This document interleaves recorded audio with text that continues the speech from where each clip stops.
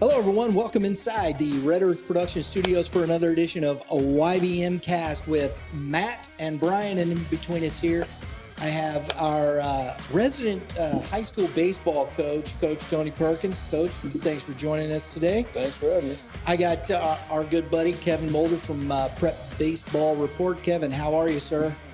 I'm great. And our special guest on the show today, we have Scott Harris, who is the activities director at Francis Howell Central High School and also the president of the GAC, the Gateway Athletic Conference, which is out here in St. Charles County and a couple other counties that way. Scott, thanks for coming on, man. Oh, good morning, guys. Thanks for having me. I appreciate it. So we're going to talk some GAC baseball today, and we want to start off with you, Scott, kind of a overall look at the health of the conference baseball wise and what you guys are doing moving the sport forward in the GAC. Sure. Well, first off, I'm very proud to serve, as the president of the conference, arguably one of the best conferences in the state, in many sports. But you'd say probably our marquee sport now, last 20, 30 years has been baseball. So many great baseball programs, led by, Coach Perkins there in the Howell program, so many others. Several Hall of Fame coaches. So a lot of baseball tradition in the GAC, I think, is as strong now as it's ever been. If you look at last year, two of the best teams in the state, were at the large school, Francis Howell and Zuma West played a very exciting quarterfinal game, and Zuma West advanced to the state championship game. Zuma South is in the Final Four in their class as well, and they bring a lot of people back. So year in, year out, if you're one of the better teams in the GAC, you can make a run at a state title. And as our conference has produced several state champions. Yeah, and you had also St. Charles West win their district. So you're right. No, they're class right, 4. North Division. Yeah. Go ahead. I'm sorry about that. Yeah, you're exactly right. They were class 4 district champions, and they came out of the North Division. The Central Division featured, Forsythia South, but Liberty had a strong season in that division. The GAC South had 4 or 5 teams every year that contend for the title, and they say, I think back a couple years ago when Coach Goff and them got their first state runner-up, I think they finished 4th in the conference that year. They were 4th in the GAC South, but they were 2nd in the state. That just shows you the caliber of competition in our conference night in, night out. I really love the decision we made 7 or 8 years ago. The coaches got together, and we play our conference games now on Tuesday and Wednesday to kind of mirror a college series, whereas we'll host one day on Tuesday, the next day we'll go to the other school, but that way each team can throw their ace most likely on a Tuesday, Wednesday come back with a number 2. And now you're seeing a true testament of what the better team was. Jokingly, I think they kind of call that the Tim Melville rule. I think Tim's senior year, Tim threw 8 of the 10 conference games. And of course, I think it was 8-0.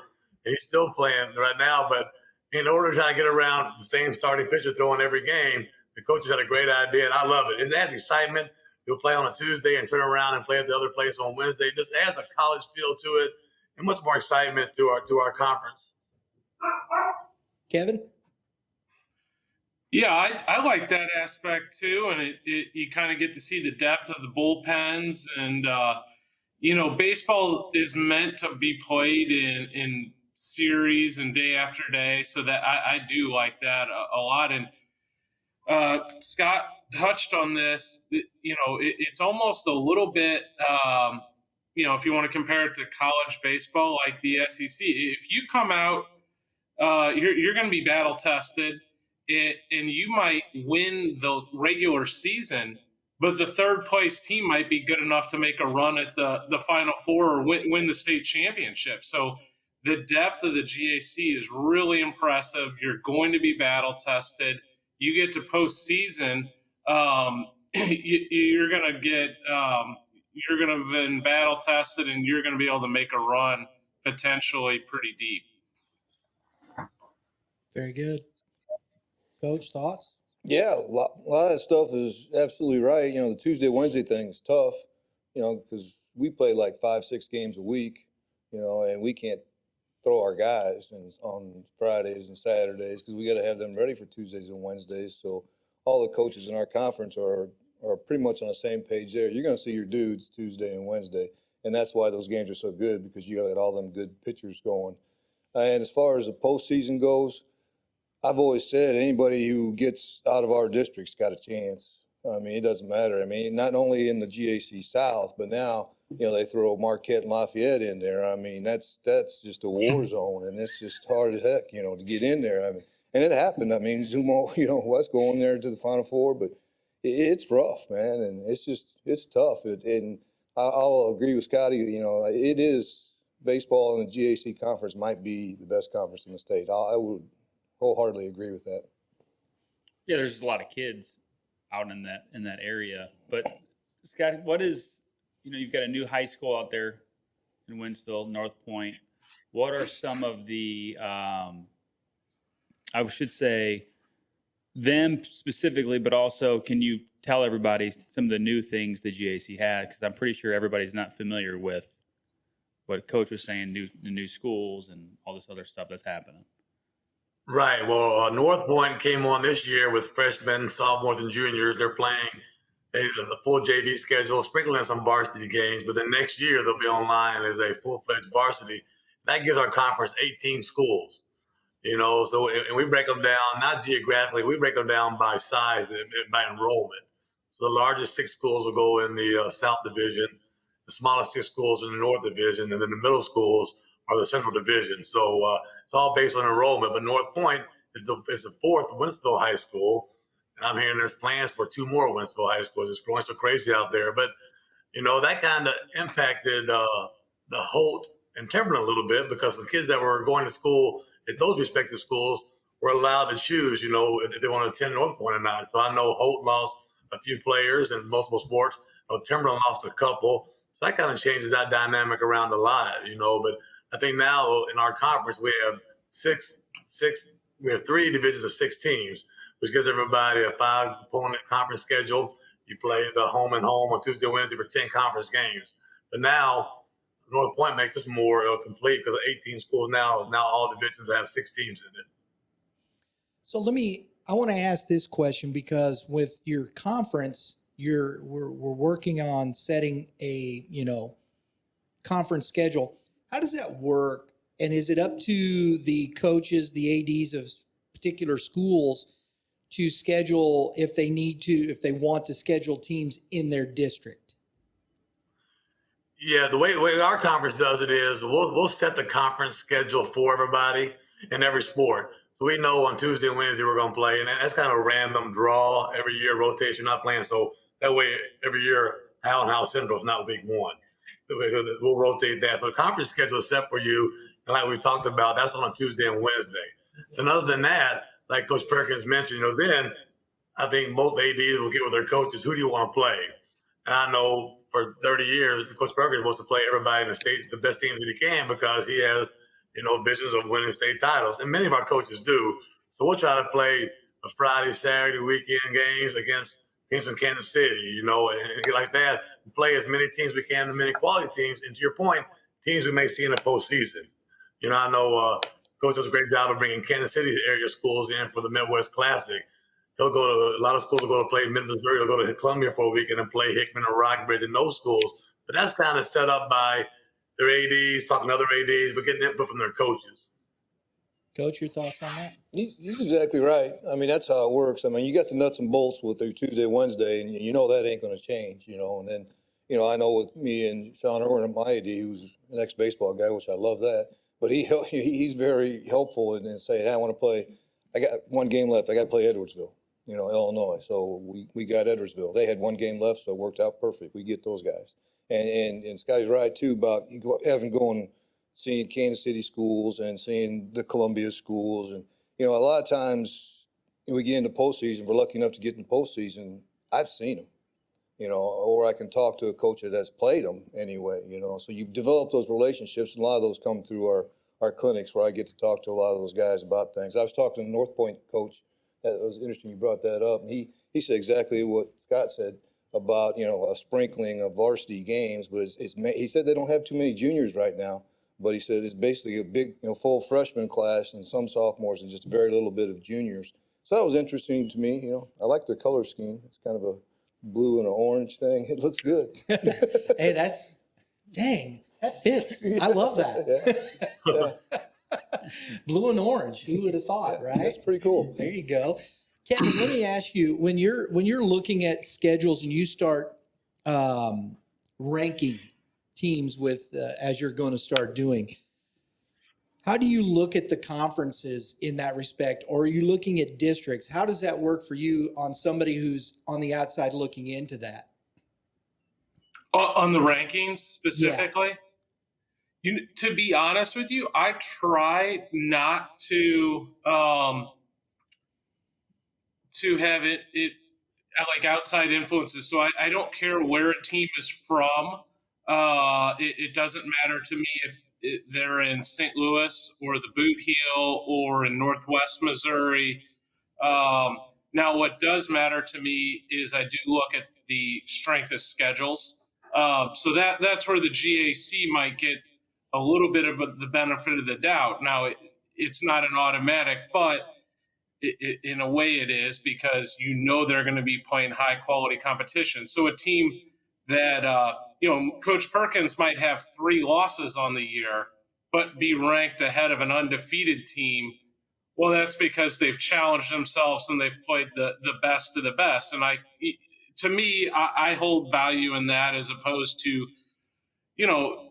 10 running a team that is not in your caliber 10 times. I don't know what we get out of that. So you do appreciate the strength of schedule when teams go out and challenge themselves, and you don't penalize the team for losing the game necessarily, as long as they're challenging themselves. So that's go ahead, Matt. No, you're fine. Go. No, go ahead, bud. No, we're just talking about, he's talking about schedules, and you're talking about the GAC itself, and Coach is talking about how he likes to say, okay, I'm playing not only a conference that is arguably the most challenging in the state, but I'm also going to play the most challenging teams outside of my conference that I can possibly find. And on this side, you find like your Edwardsvilles, if you can get them. On the Kansas City side, you may try to find a Kansas school. But sticking with the GAC, and to Scott, can you give us the teams that are in North, South, and Midwest? Because I'm trying to dumb it down for the crowd to say, hey, who's where? Yeah. So everybody knows who's where. Because I don't think everybody assumes, or I'm going to assume everybody doesn't know where each team is. Right. Sure, and like I said, and due to enrollments, every change 2 years, a school or two might change. But currently, in the GAC South, which is the largest division, is the Francis Howell Central, Fort Zumwalt West, Troy, Timberland, and Holt for this year. Then you go down to the Central Division, which is the next 6 biggest schools. You have Zumwalt South, Zumwalt North, Liberty, Washington, Zumwalt East, and Howell North. Howell North this year. You're correct. Yeah, Howell North. Then the smallest division right now are the 2 St. Charles High, St. Charles West. You have Orchard Farm, Winfield, Warrenton, and North Point. And that's kind of broken down. Now next year, next cycle, Holt and Howell North will switch. Holt will go down to the middle division, and Howell North will come back up to the largest division. Because now, this last year's cycle we're on now, probably for the first time in 30 years, Howell Central, and Howell North are not in the same division in any sports. We still play them in baseball, of course, but in some sports, we don't play each other. It's probably since Howell Central opened in 97 and Howell North in the mid-'80s, the 3 Howells were not in the same division because of enrollment for Howell North. And that's every 2 years, right? You guys? Yeah, we evaluate every 2 years. We base that on the MSHA scheduling cycle. So every 2 years, we look at the enrollments and we adjust accordingly based on the enrollments. Yeah, it is so much different these days because back in the day, St. Charles West, St. Charles, those are teams that we all played all the time. I haven't played St. Charles West, St. Charles in probably over 10 years. And just because of the enrollment, what we're talking about, and that it helps everybody. I mean, if you're going to be playing class 3 or class 4, you need to be playing those guys. They don't want to get their brains knocked in against class 6 every day. That's a bad deal. And also gives them an opportunity to get into the postseason and make a state run. So what they have done as far as splitting up, I think, is good. It is so much different with like Howell North being out, going down there. We do play them in a non-con as well. But that's different. And then, they're going to switch back. Right. The following year, 2 years later, it's going to be flipped again. So you got to pay attention to what's going on, who you're going to be playing, which coaches do. Now, Scott, enrollment with that, because there isn't really been any new school in Francis Howell in that district for a while. Is it just because does that go in cycles with that? Is the population just kind of going down in that area? Is that basically what's happening?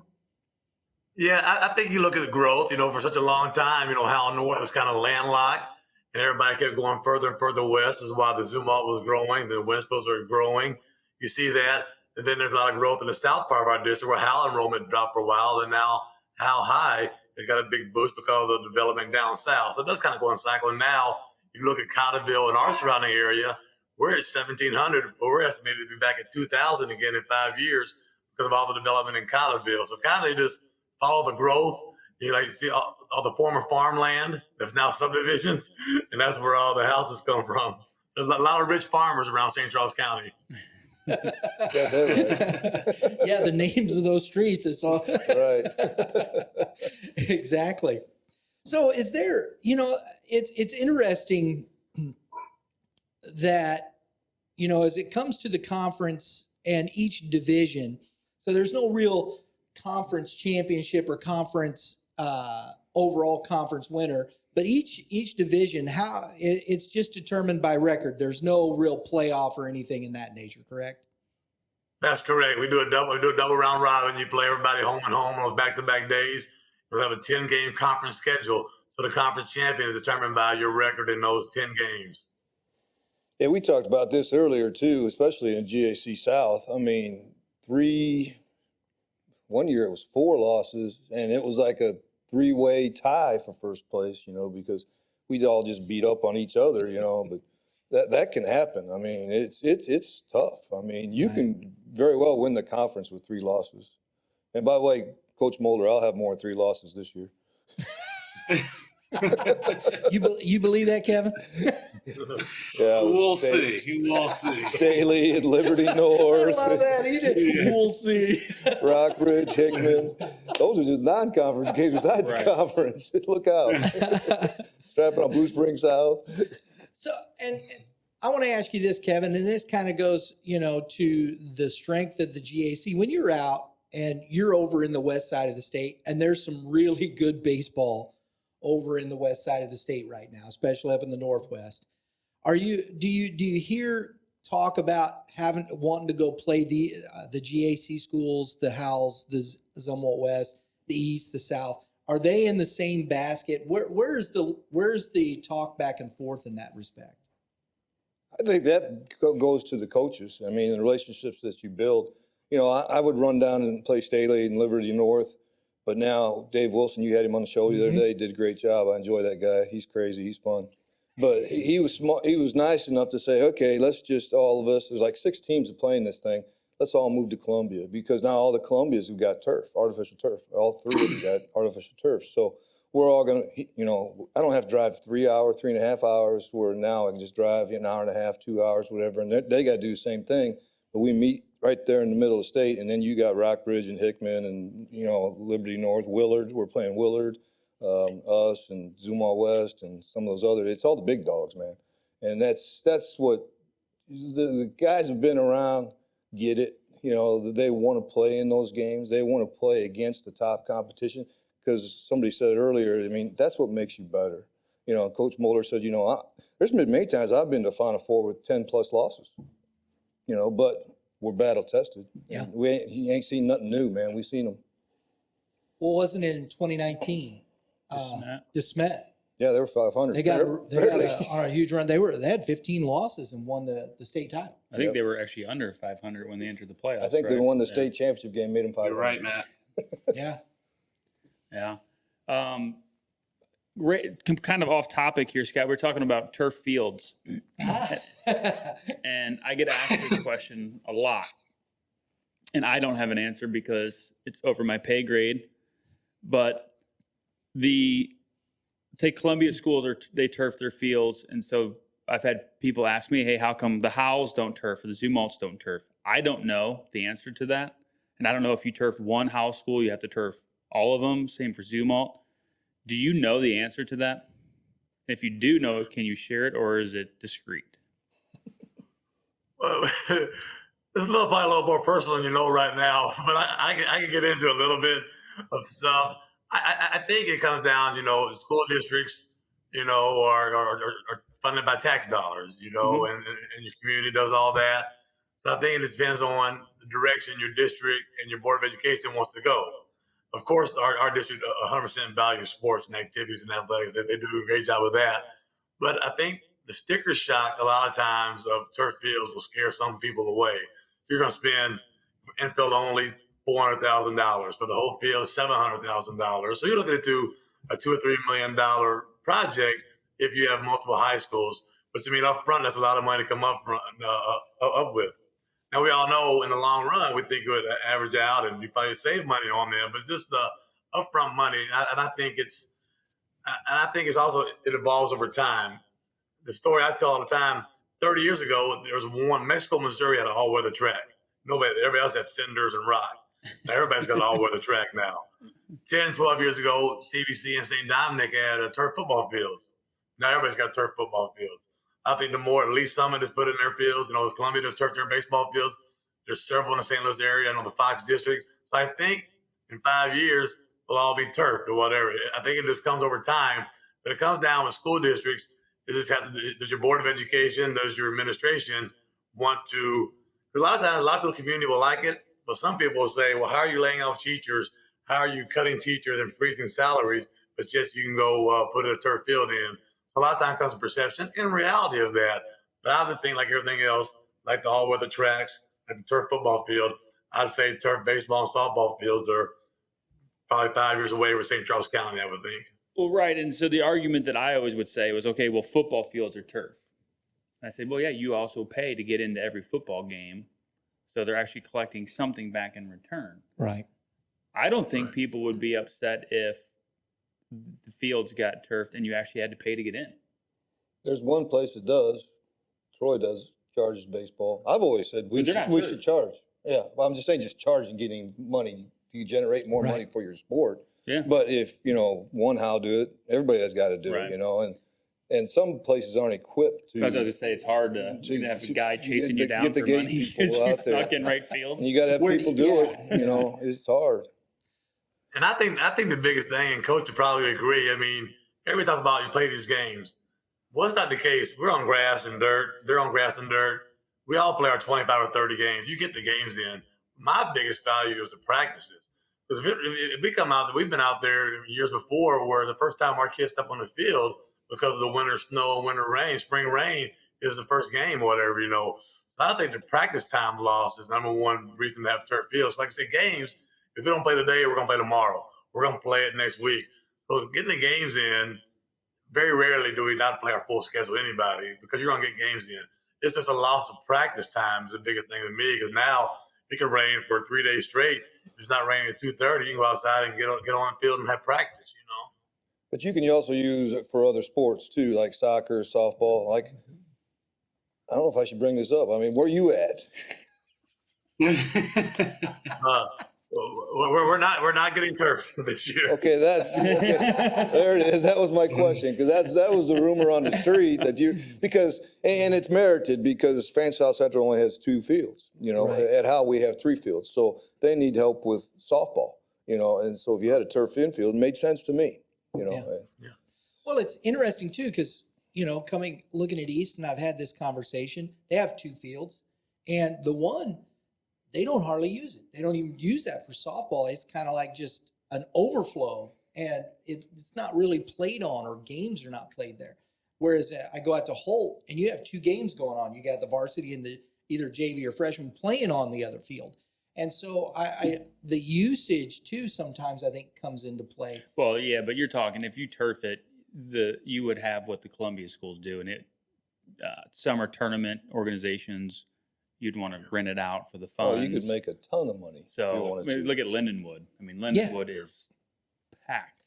And every day. That's the other point and as we're talking about revenue, and I don't know if this gets into your discussions with the activities director, Scott. I don't know. I don't know if you can share that, but that's the other point. There is revenue to be made because there are plenty of tournament companies that are looking for high school fields that play showcase stuff and do those types Yeah, of but things. it's the sticker shock. Yeah, I get that. Believe me, I've looked at turfing fields, and he's right when it comes to cost. That's about it. But Yeah, if you do yeah. numerous fields at the same time, it does get cheaper. Like I said, they did all 3 houses. It cost us, didn't we do that with football? We had more than one field done, and that brought the cost down a little bit, not significantly, but enough to help. Yeah. When they turfed Howell due to their construction, then 3 years later they did us and Howell North, and they did the same time. They saved a little bit of that way. And Coach is right. If the district would do it, at least some of us did it on all their high schools. Columbia did the same time. That would be the beneficial to a district to say, hey, come into Zoom Halls, turf all 4 of our infields. Come into Howell, do this, and get a lower rate on that. Yeah, just turf the infield. Nobody cares about the outfield. Right? Well, that's why there could be a lake in right field, like whatever infield's good, we're playing. those guys are on their own. Our softball girls played in the state semifinal state championship game, and you are exactly right. It was 28 degrees, and we're out there playing down in Springfield, and the infield was turfed and beautiful. There was 4 inches of water standing in the outfield, and nobody said a word about it. They're playing the state championship game. Iced over. Sliding. Yeah, she's wearing ice skates. But that's why Zumwalts don't have grass. I mean, that's why they're all skin, because when it comes softball season, that's where they play their softball games. Right. So they don't put grass in. Right, because they got 2 diamonds, but that's why But you can change it to where the mound comes out. Yeah. Go ahead, I think one thing that's interesting to look at when we talk about facilities, and I think it's fair to say the state of Missouri, there's certainly some haves and have-nots. From a baseball facility standpoint specifically, I've lived in a lot of different parts, or maybe I should say I've been to a lot of different parts of the country, and you can kind of see who values what sports.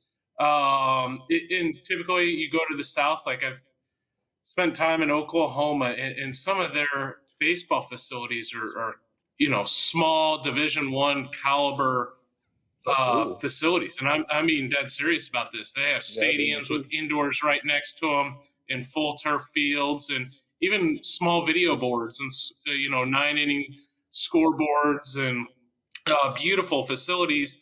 Obviously you go down to Florida or and there's certainly some great ones here in St. Louis. In Missouri specifically, Jackson has a beautiful facility. Vianney, Parkway South, Coach Perkins has a great one. I know I'm going to miss some, but one thing that Scott brought up that I think is so true is the development part of it. I think coaches are very resilient, and they, like Scott said, you're going to get your games in, but the development standpoint and just getting the interest, people like nice things, so I think CBC football, for example, they have a beautiful football facility. Kirkwood High School has an unbelievable football stadium. Those are traditional powers in those sports. I think if we start investing a little bit into the baseball facilities, you'll see an uptick in baseball in the area, just because kids want to be attached to something nice, and it's a lot easier to develop talent when you have less rain days and stuck inside. You get outside and work with your guys. I do think you will see an increase in amount of interest in player, and then also the quality of player will rise as well, in my opinion. To your point, I got a question since we have this, and I think this is an interesting thought. It just popped in my head as you're talking here. We have so many clubs, right? Club baseball, Matt. Facilities, we talk about development and opportunities that way. How can we meld? Is there a possibility, Scott, that we could meld some of these programs together where it could help? And if there's facilities at the high schools, clubs could help with those things. We offset cost. Is there opportunities? Would the school district look at partnering with the community in that respect? Scotty, you take that one, because I'll say something bad. Yeah. I got my administrator hat on. Yeah. But no, I think districts are always looking, for alternative revenue service purposes, sources, and also for partnerships as well. I know there's some schools in our area, not to mention any high schools or clubs, but I know there's some districts in the GAC that are partnered with some indoor facilities and some clubs, and they'll trade usage out. Like we'll train indoors at your place, and we'll give you an outdoor field, at our place, and that's done to a certain extent. That's done through arrangement through the districts, through those club teams. I think it started a little bit, but I think to your point, that's always attractive. I think both sides, and I think it's intriguing to both sides. If I'm a club owner and I really don't have my own baseball outdoor facility, I always need dirt and grass. I always need an outdoor place. Where can I get that at? Well, schools have that. If I'm a school, I always need indoor practice facilities to get some stuff work done on rain days and on early season and off season. So I think there's that partnership's intriguing to both sides. I think it's helpful to both sides, and it's going on to a certain extent. Not full blown like how Central's partnering with XYZ, but there are some things going on out there now where they're helping each other out in exchange for facilities. Yeah, Scott's correct, and I think the big issue that you're going to run into when you get into something like what you're discussing is now you're talking about money. Yeah, no, I understand. I get that. So that's a huge ordeal. So if you take an organization who's, let's just say 65% of their kids are St. Charles County, but all of those kids aren't in Francis House School District. So what makes you say that club's going to say, hey, I'll give you $500,000 to put towards a turf field, but we get full access to it? Well, you only have 5 kids in the Howell District. Right. I don't see that ever that's happening, a conundrum, right? Because I think, or what Scott says is it happens and it benefits both parties, and it is what it is, and it's great for everybody because hey, I can't go outside, can I go inside? Hey, it's pouring down rain and we're finishing tryouts. We'll go. Can we use your cages? Whatever. So now they get their stuff in, they can stay on schedule, and then the summer, hey, we need a field. Great, you can use ours on this night. Right.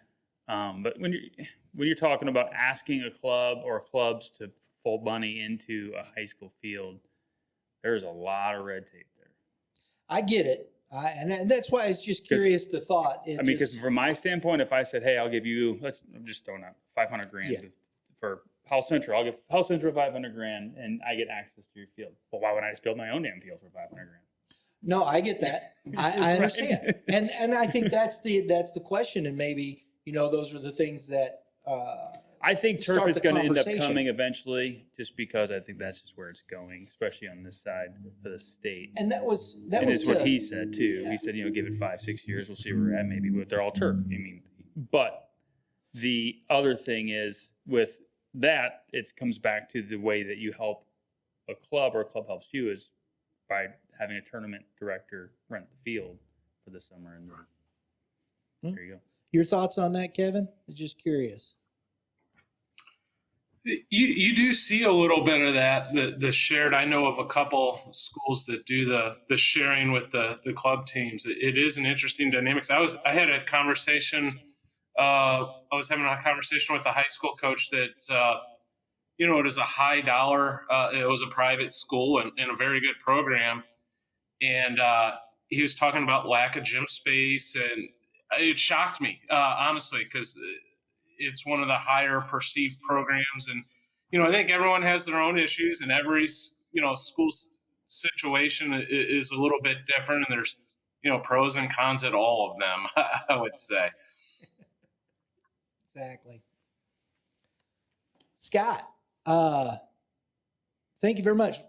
One thing we're going to finish on here, and this is something we're trying to promote and trying to get started this year, and I wanted to say thank you to Scott because he took the time. I gave him a call. We had met, here and there a little bit, but he didn't really know me that much, but was very willing to take the time to talk about these things. And honestly, Scott, that I appreciate. That you take the time to talk with people in the community and work and see if there's something real there. And I appreciate that very much. But we're talking about promoting a GAC Game of the Week, starting to push that, and we're looking forward to that. I think it promotes the conference itself and opportunities to showcase baseball at a different level, correct? Yeah, yes, it does. I coached in this conference for a long time, and I've been an AD in this conference, for 25 years, combined all of that. I've been a fan. I grew up in Wright City, so I've been a fan of St. Charles County sports and GAC sports forever. And I remember the great players that have come through since the mid 80s all the way to right now, the major leaguers and the NFL players and the NBA players. So this being a big fan. And St. Charles County has so many sports fans, so much tradition, and the GAC conference in particular has so much tradition and so many great players over the years. Now today, arguably, could be as better as ever been. So an opportunity to showcase our conference, to showcase the Hall of Fame coaches we have, to showcase the Power 5 Division I kids that we got in our conference. Anything that can celebrate our kids, our conference, I'm on board to help out, and I enjoy it. And my role as an AD, as president of the conference, but more importantly, my role as a fan. I love high school sports, I really do. And I love the players in our conference. When I have a night off, if I'm not watching House Central play, I'll go watch somebody else play. I'll take my son with me. We'll go watch a game. And just to be a fan, and there's so much talent out here in the conference, St. Charles County. Any way we can showcase it, I'm all for it. I've seen him show up at my place. Yeah. Just watching. Dude's awesome, man. That's awesome. That's great. And that's what it takes, and the more we can do this, and, Matt and I, we've been talking and brainstorming things, and then Kevin's come on with Prep Baseball Report, and it's just been a real good partnership, and we're talking about things and trying to promote baseball at a different level in this state because, as you said, when we were down, we got a chance to go down to the state championships this last year, and we did a lot of video. We worked with Kevin down there. Kevin, when Carson Milbrandt came in that championship game, that was impressive, wasn't it? Oh, yes. Yeah, he back-to-back nights, semifinals. He carried the load for Liberty to the state championship for sure. And against, Zumwalt West, who was real resilient. They were coming in. Coach is familiar with that. What happened? No offense, Coach. Not trying to bring up bad things, but we saw that. Day. And the high level, the high level of play needs. I don't think enough people know about it. And the high level of play, just what we saw last year. Matt and I were at the Howell and West game, and at one point we kind of was like, I think Howell's got this wrapped up, and we were wrong. Well, I think your point is we're having this discussion, and we're thanking Scott for his efforts and to take this kind of to a different level. Yep. Which is in the end going to help the kids, help the programs, and just bring attention to the state of Missouri as a whole, specifically for this year, the GAC, on the kids that are here, because there's a ton of really good baseball players in the state of Missouri, as we all know, but it's just, getting it out there and making people, hey, maybe we'll get the game of the week. Maybe we'll get the game of the week. And you want to see some lefties come out Tuesday, Wednesdays. It'd be fun. I think it'd be fun and exciting. It gets the fans engaged, and it gets everybody more engaged to the online aspect of watching baseball. And now I can watch high school baseball. Exactly. And you can go to Prep Baseball Report. Kevin's got rankings there, and you look at the names from the GAC that are going to Power 5 conference schools and really solid Lindenwood, Central Missouri, high-level Division II schools. There's a lot of talent in this state, and you're seeing it starting in the recruitment to the SEC schools. We're looking forward to having Gavin Richards, who's over at St. Dominic, who's going to be heading to Coastal Carolina, and he's going to be on our spotlight. We got Daniel Whistler. Gavin's going to Oklahoma. He's going where? Gavin's going to Oklahoma. Grant, his older brother's going to Coastal. Yeah, that's it. Sorry, my mistake. That's correct. Yeah. And Daniel Whistler, Mizzou. We got Brett Norfleet coming up on our player spotlight. Just signed with Mizzou. Coach is he's a great kid, isn't he? Yeah. He's a lot of fun to talk to. His parents, it's good family. And just getting to know these kids and know the people in the community, I think that's what we want to do with Youth Baseball Midwest. Great partners with Prep, with Midland Baseball, and Coach, we're looking forward to partnering with the GAC, moving forward and working with them. This is what it's about building relationships in the community. Yeah. Yep. Absolutely. Gentlemen, thank you for your time today. Oh, thanks a lot. I appreciate it. I love talking to you. Delay. Everybody's waiting for Everybody else. But Scott, thank you. Honestly, thanks a lot for everything you've done. Good seeing you, Scotty. Absolutely. Scott. Appreciate you guys. Thanks for everything. Yep. There you go. Kevin, thanks for coming on. Matt, always, guys, our panel. We'll be back. We're going to be started. This is into, oh, wait a minute. No, I'm not going to do that. You're the president. We're not going to put you on the spot like that. I won't. We're going to have Coach talking about his team next week. Starting our previews, we're going to have Coach Nuru. We got Nick Beckman, right, from France. How he's coming on the show. We got Tim Canavan coming on, a little outside of that coming up. He's starting with DeSmet.